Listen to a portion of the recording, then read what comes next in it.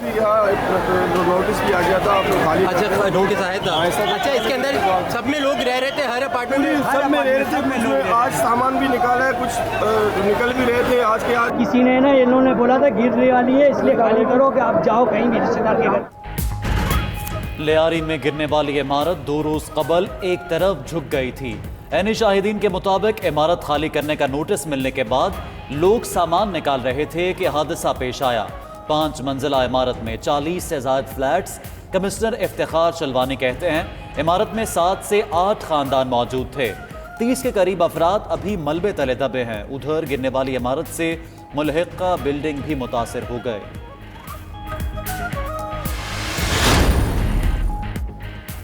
Governor اور وزیر اعلیٰ سندھ کا رہائشی عمارت گرنے کا نوٹس. امدادی کارروائی کے بعد انکوائری رپورٹ بھی طلب. میئر کراچی وسیم اختر کی ریسکیو عملے کو انسانی جانوں کا تحفظ یقینی بنانے کی ہدایت. خالد مقبول صدیقی کا عمارت گرنے پر اظہار تشویش. امریکی نمائندہ خصوصی زلمے خلیلزاد کا وفد سمیت پاکستان کا اہم دورہ. Army chief general Qamar Javed Bajwa سے ملاقات. ISPR کے مطابق ملاقات میں افغان مہاجرین کے مسئلے اور افغان امن عمل پر تفصیلی تبادلہ خیال کیا گیا. پاک افغان سرحدی انتظامی امور بھی زیر غور آئے. مشترکہ مقاصد کے حصول کے لیے 2 طرفہ اقدامات جاری رکھنے پر اتفاق. حکومت کا 29 ارب روپے کی سبسڈی کا معاملہ نیب کو بھیجنے کا اعلان. شہزاد اکبر کہتے ہیں شوگر انڈسٹری میں ریکوری کا معاملہ FPR کو بھیجا جا رہا ہے اور چینی کی برآمد کا معاملہ اسٹیٹ بینک دیکھے گا. کارٹلائزیشن کا معاملہ مسابقتی کمیشن کو بھیجا جا رہا ہے.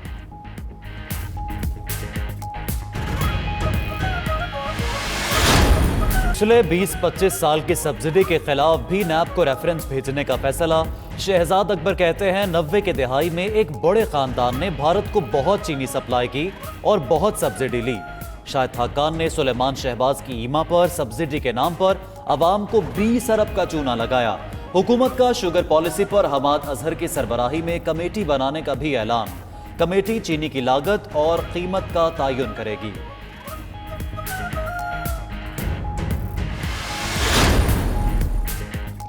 حکومت کا گندم کی بین الصوبائی نقل و حمل پر پابندیاں اٹھانے کا فیصلہ. گندم کی درآمد کی اجازت اور ڈیوٹی ختم کر دی جائے گی. وزیر اعظم کی زیر صدارت اجلاس. گندم کی ضرورت پوری کرنے اور آٹے کی قیمتوں پر کنٹرول کے متعلق تبادلہ خیال. ادھر لاہور میں آٹا مزید مہنگا. 20 کلو تھیلے کی قیمت 972 روپے ہو گئی. چکی کا آٹا بھی 3 روپے مہنگا 65 روپے فی کلو کا ہو گیا. وزیر اعظم کی زیر صدارت وفاق پنجاب اور خیبر پختونخوا کے مجوزہ بجٹ کے حوالے سے اجلاس. دونوں وزرائے اعلیٰ کے اپنے صوبوں کے آئندہ بجٹ کے محصولات اور اخراجات پر بریفنگ. عمران خان کی غیر ترقیاتی اخراجات میں کٹوتی اور ترقیاتی اخراجات بڑھانے کی ہدایت. کہا منصوبوں کی تکمیل کی خاطر نجی شعبے کے لیے آسانیاں پیدا کی جائیں. صنعتی شعبے اور زراعت کی ترقی پر توجہ دی جائے.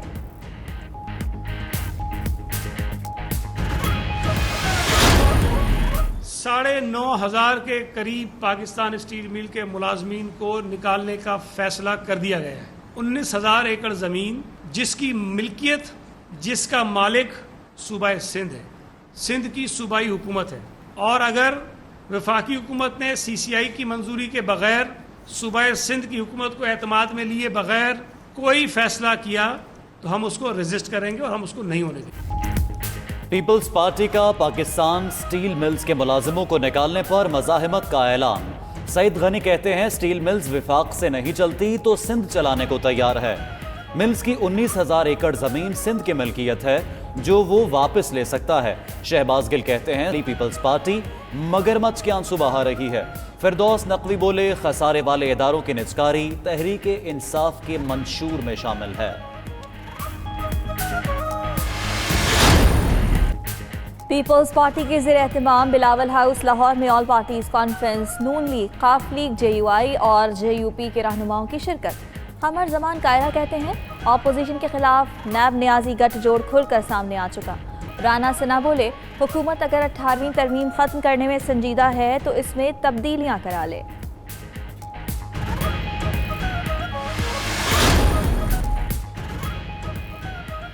हुकूमत बलूचिस्तान का इंटरसिटी और इंट्रा सिटी पब्लिक ट्रांसपोर्ट खोलने का ऐलान। नोटिफिकेशन के मुताबिक ट्रांसपोर्ट SOPs के तहत खोली जाएंगी। 2 सीटों पर सिर्फ एक मुसाफिर को बिठाने की इजाज़त होगी। बसों में स्प्रे के साथ साथ सैनिटाइजर भी लाजमी करार दिया गया। पाकिस्तानी तहकीकाती टीम अहम शवाहिद लेकर वतन वापस आ गई। टीम के सरबराह air commodore Usman Ghani Frankfurt से इस्लामाबाद पहुंचे। रिपोर्ट चंद रोज में एविएशन डिवीजन में जमा कराएंगे। फ्रांसीसी माहिरीन ने ब्लैक बॉक्स और कॉकपिट वॉइस रिकॉर्डर को डिकोड किया। कॉकपिट वॉइस रिकॉर्डर से अहम मालूमात हासिल हुई।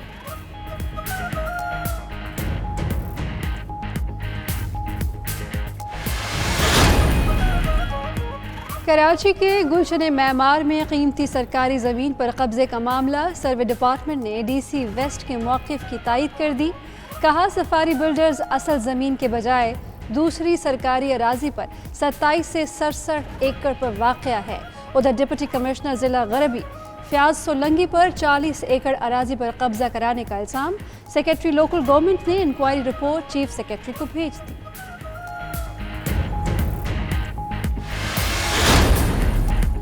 पाकिस्तानी नजात बरतानवी बॉक्सर आमिर खान ने ट्रेनिंग शुरू कर दी। आमिर खान ने बरतानिया में अपना जिम खोल दिया। वो लॉकडाउन के दौरान जिम को राशन के लिए इस्तेमाल कर रहे थे।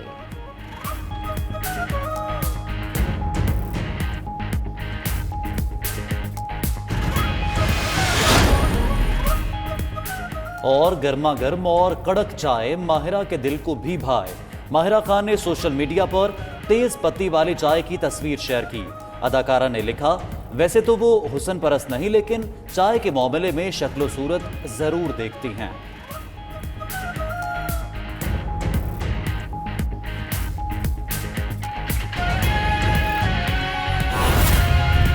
जो गवर्नमेंट सर्वेंट्स हैं वो प्रेस कॉन्फ्रेंसेस नहीं करते और वो नहीं बनता, और पॉलिसी साजी जो है उसके ऊपर काम जो है वो लोग करते हैं जो पॉलिसी वाले तरफ से हैं।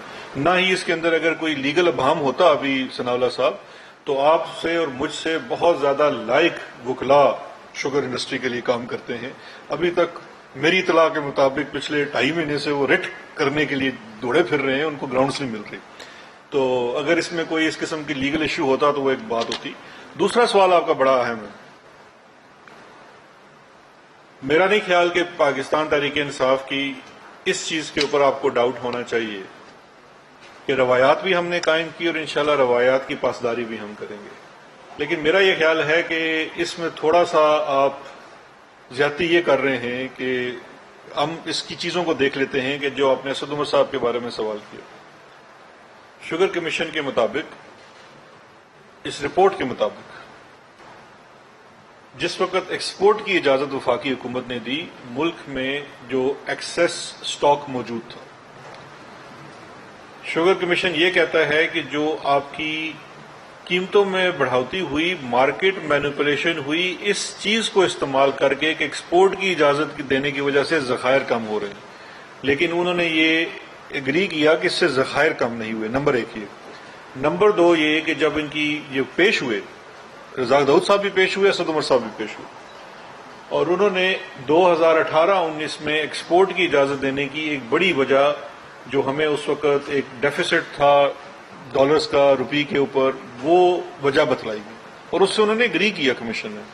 लेकिन इसके बावजूद ये मामला हम नैब को दे रहे हैं कि अगर उनके ऊपर कोई इल्जाम भी नैब लगाती है तो इस चीज का फैसला उस वक्त किया जाएगा और वो लोग फैसला करेंगे। दूसरा, पंजाब की बात में जो चीज है, उसमें पंजाब में उन्होंने जो सब्सिडी दी, जो कमीशन कहता है कि जो सब्सिडी दी उसके अंदर कॉस्ट ऑफ प्रोडक्शन असेस नहीं की। ये वही वाली गलती है जो माजी में भी होती रही है, और इसी चीज को हमने भेज दिया है नैब को। अब अगर नैब ने इसके अंदर ये देखना है कि कौन से लोग हैं जिनकी ये जिम्मेदारी बनती थी कॉस्ट ऑफ प्रोडक्शन निकालना, जब वो नैब अपना चीज फाइल करेगी तो उस वक्त जारी बात है वो हर जो उसमें आएगा फैसला करेगा। लेकिन आप स्टेप एट अ टाइम है। स्टेप एट अ टाइम ये है कि आप पहले शुगर कमीशन बनाते हैं, आप उसकी रिपोर्ट पब्लिक करते हैं, उसकी सिफारिशात की मद में जो चीज सामने आती है, मतलब देखें, अगर हम ये कमीशन बनाते अपने दौर को छोड़ देते बाकी दौर का बना लेते तो आप سر یہ میں کسی کے سٹیپ ڈاؤن کرنے پہ کیسے جواب دے سکتا ہوں؟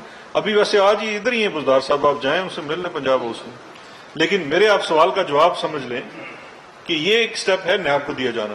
جب یہ سٹیپ نیب کے پاس چلے جائے گا، نیب نے اپنی انویسٹیگیشن کرنی ہے. وہ اس میں سے کمی بھی کر سکتی ہے، اس میں بڑھوتری بھی کر سکتی ہے.